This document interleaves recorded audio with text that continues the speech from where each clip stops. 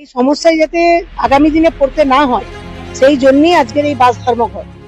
একদিন মানুষ ম্যানেজ করতে পারে, ধরুন একটা মানুষ অভুক্ত একদিন থাকলেও কিন্তু চলে যায়, দীর্ঘদিন অভুক্ত থাকলে তাকে মৃত্যুর পথে ঢলে পড়তে হয়। ঠিক সেই জিনিসটাই আজকে বাস পরিষেবার ক্ষেত্রে ঘটেছে। আজকে আমাদের যে কয়েকটা রুট, 24 ফুট যে রুট ছত্রসাল, 8টা বাস চলতো, এখন একটাও বাস ওই রুটে চলে না। শুধুমাত্র কিন্তু এই টোটো, অটো, টেকার আর ম্যাজিকের দৌরাত্ম বলতে স্টেট হাইওয়েতে, যেটা জানেন আপনারা যে রাজ্য সড়ক, সেখানে কিন্তু এগুলো অবৈধ। সেই কিভাবে প্রশাসনের নাকের দ্বারা দিয়ে অবৈধভাবে গাড়িগুলো চলছে, আমাদের মালিকদের তেল খরচা ওঠে না, স্টাফেদের মাইনে হয় না, পার্টস কিনতে পারি না আমরা, আমাদের মালিকদের এখন দেয়ালে পিঠ ঠুকে গেছে। এবার এটাও বলবো যে কিছু কিছু রুট রয়েছে, ট্রিপল রুট, এখানে 14টা বাস চলতো, আজকে একটা বাস চলে। যেখানে মানুষ 10 টাকায় বাড়ি পৌঁছে যেত, সেখানে 150-200 টাকা তাদেরকে মানে রিজার্ভ করে টোটো অটো যেতে হয়।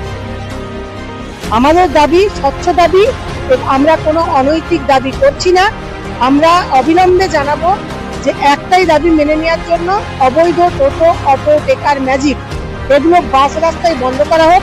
ডিজিটাল যুগ, টোটো, অটো, টেকার, ম্যাজিক অবশ্যই প্রয়োজন আছে প্রত্যন্ত গ্রামে যেখানে বাস পরিষেবা আজ অব্দি পৌঁছয়নি, এবং যেগুলো শাখা রুট সেখানে চলুক।